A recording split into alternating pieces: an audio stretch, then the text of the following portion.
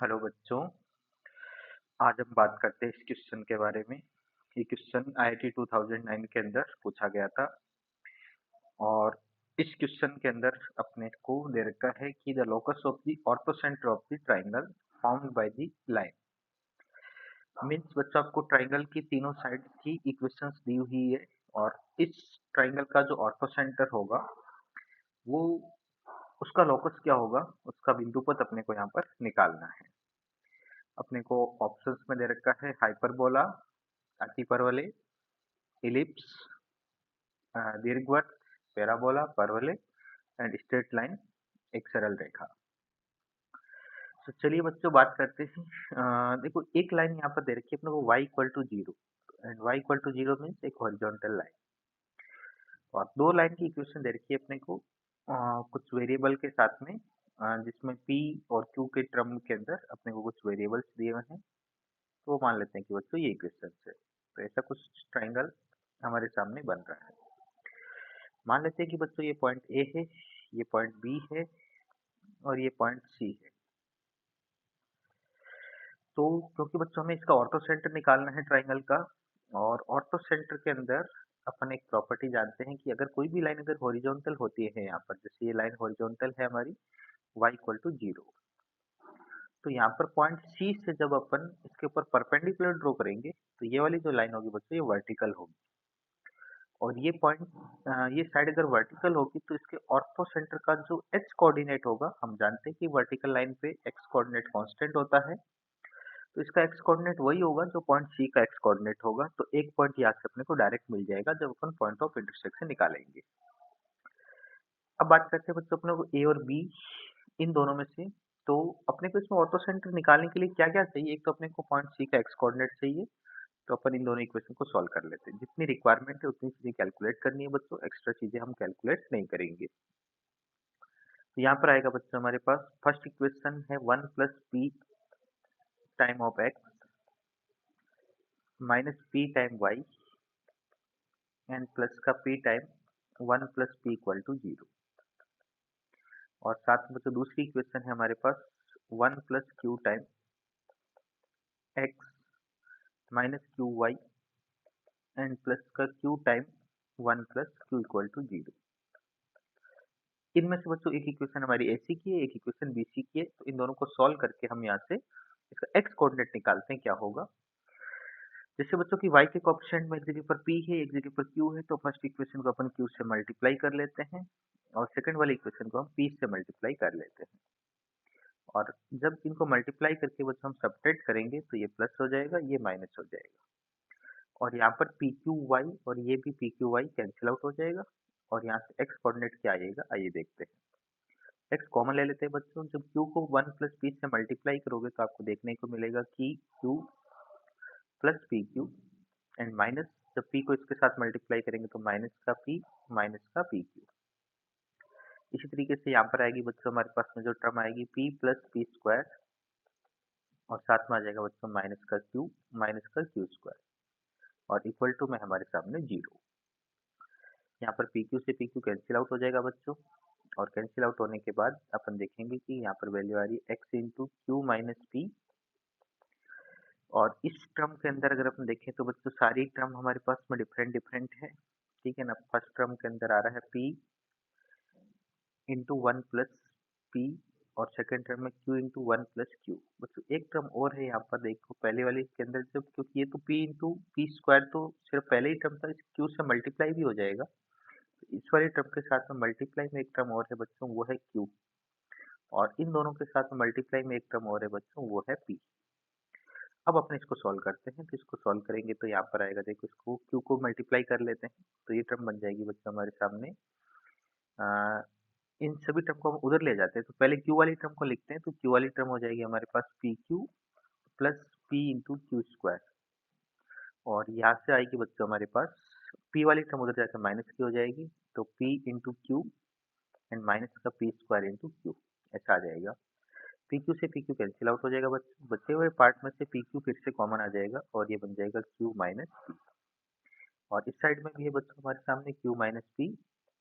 Question में हमें last में दे रखा है कि where p not equal to q, p and q दोनों इक्वल नहीं है, तो यहाँ पर अपन क्यू माइनस पी को क्यू माइनस पी से काट सकते हैं और अपने को एक्स की वैल्यू मिल जाएगी पी क्यू। ये आ जाएगी बच्चों हमारे पास इक्वेशन नंबर 1। इस इक्वेशन से बच्चों हमारे को पॉइंट सी का एक्स कोऑर्डिनेट मिल गया और पॉइंट सी का जो एक्स कोऑर्डिनेट होगा वही होगा बच्चों हमारे पास में एच का एक्स कोऑर्डिनेट, क्योंकि ये वर्टिकल लाइन है। तो एच का एक्स कोऑर्डिनेट अपने को मिल गया बच्चों पी की, एंड वाई कोऑर्डिनेट को मान लेते हैं बच्चों वाई। अब बच्चों अपन वाई कोऑर्डिनेट निकालने के लिए हमें एक ऑल्टीट्यूड ड्रॉ करना होगा। तो मान लेते हैं कि हम यहाँ से ऑल्टीट्यूड ड्रॉ करते हैं इस वाली लाइन पे। अब अपने को y कैलकुलेट करने के लिए दो चीज़ों की रिक्वायरमेंट होगी बच्चों। एक तो पॉइंट ए का कोऑर्डिनेट चाहिए होगा।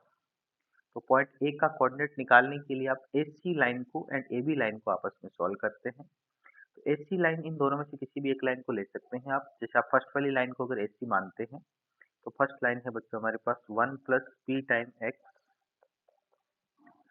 और साथ में है बच्चों इसमें माइनस का पी वाई और साथ में है बच्चों p into one plus p equal to zero. इस इक्वेशन को and y equal to zero को दोनों को सॉल्व करते हैं, देखिए कितना आता है। इन दोनों को सॉल्व करेंगे तो इसमें y को जीरो पुट कर दिया, y को जीरो पुट करेंगे तो वन प्लस पी कॉमन आ जाएगा दोनों पार्ट में से और यहाँ से आ जाएगा बच्चों x plus p equal to zero. क्योंकि बच्चों अपने को x कोऑर्डिनेट चाहिए था तो यहाँ से ये वैल्यू जो सेकंड वाली वैल्यू जीरो होगी तो x की वैल्यू आ जाएगी माइनस पी। और यहाँ से बच्चों अपने को पॉइंट ए के कोऑर्डिनेट्स मिल गए। पॉइंट ए के कोऑर्डिनेट्स आ गए हमारे पास माइनस पी कॉमा जीरो। अब देखो बच्चों अपने को पता है कि जो ए एच लाइन होगी, ठीक है ना, ये लाइन परपेंडिकुलर होगी किसके, बीसी के साथ। ठीक है ना, ए एच जो लाइन है जो यहाँ से पॉइंट ए से जो लाइन जा रही है यहाँ पर ऑर्थो सेंटर लाई कर रहा है, ये लाइन क्योंकि ऑर्थो सेंटर वाली लाइन है तो ये बीसी लाइन के साथ परपेंडिकुलर होगी। अच्छा, एचसी लाइन हमने फर्स्ट इक्वेशन को लिया था जिसमें पी वेरिएबल था, तो बीसी लाइन क्यू वाली होगी। तो बीसी की स्लोप अपने को चाहिए होगी जब परपेंडिकुलर कंडीशन लगाएंगे।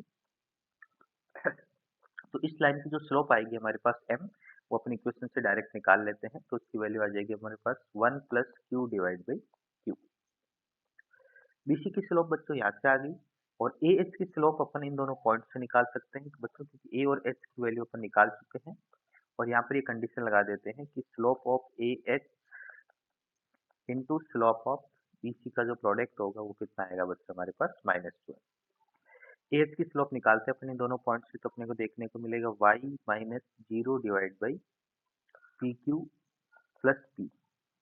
एंड बीसी की स्लोप बच्चों हमने अभी डायग्राम में लिखी है यहाँ पर, ये कितनी थी हमारे पास, यहाँ पर ये रही 1 plus Q divide by Q. तो यहाँ पर आ जाएगा बच्चों 1 plus Q divide by Q और इक्वल टू में हमारे पास -1। तो यहाँ से आ जाएगा बच्चों हमारे पास इसका y coordinate y into one plus Q divide में से p कॉमन आ जाएगा बच्चों, यहाँ पर q plus one into Q बराबर -1, इसे कैंसिल आउट हो जाएगा और यहाँ से y की वैल्यू आ जाएगी माइनस पी क्यू। अब बच्चों x की वैल्यू भी आ गई, y की वैल्यू भी आ गई, बट ये दोनों वैल्यू जो आई है हमारे पास, ये किसको क्वेश्चन नंबर 2 नाम देते हैं, ये p और q के टर्म में आई है। और अपने से क्वेश्चन में ये पूछा है कि ऑर्थो सेंटर का लोकस क्या होगा, इस पॉइंट का बिंदु पद क्या होगा। और बिंदु पद के अंदर अपन क्या करते हैं बच्चों, क्वेश्चन में जो भी वेरिएबल क्वांटिटीज होती है उसको अपन हटाते हैं। और जैसे कि यहाँ पर x और y के अलावा p एंड q दो क्वांटिटीज आ रही है, तो उनको अपन अगर एज ए वेरिएबल माने तो इन दोनों इक्वेशन से अपन पी क्यू को कैसे हटा सकते हैं। तो x equal to p q and y equal to minus p q, इन दोनों इक्वेशन को अगर अपन ऐड कर दे तो p और q अपने आप ही हट जाएगा। तो अपने को इक्वेशन मिलेगी वो होगी x plus y equal to zero. और x plus y equal to zero ही बच्चों हमारे पास लोकस की इक्वेशन होगी, क्योंकि हमने ऑर्थो सेंटर को शुरुआत में x वाई ही लिया था h k की जगह पर। तो x वाई में जो इक्वेशन बनती है एंड में वही हमारा लोकस होता है। तो इस पॉइंट h का जो लोकस होगा हमारे पास वो होगा x plus y equal to zero. और इस इक्वेशन को अपन देख के बता सकते हैं कि बच्चों ये किस चीज़ की इक्वेशन है, ये एक स्ट्रेट लाइन की इक्वेशन है। तो यहाँ पर हमारा जो सही ऑप्शन होगा वो होगा बच्चों ऑप्शन नंबर डी। और ऑप्शन नंबर डी के अंदर आपको दे रखा है एक स्ट्रेट लाइन, एक सरल रेखा, तो यही होगा बच्चों हमारा आंसर। तो ये ऑर्थो सेंटर से रिलेटेड हमारे पास में क्वेश्चन था, जिसको आप इस तरीके से अपन ऑर्थो सेंटर का कॉन्सेप्ट पढ़ते हैं। ठीक है, इसमें थोड़े से डेटा वेरिएबल टाइप के हैं, तो ध्यान से आप कैलकुलेशन करें। और वही पार्ट कैलकुलेट करें जो ऑर्थो सेंटर के लिए आपके लिए रिक्वायर्ड है। ओके बच्चों, आज के लिए इतना ही, बाकी देख करेंगे बात नेक्स्ट वीडियो में। Okay, thank you so much.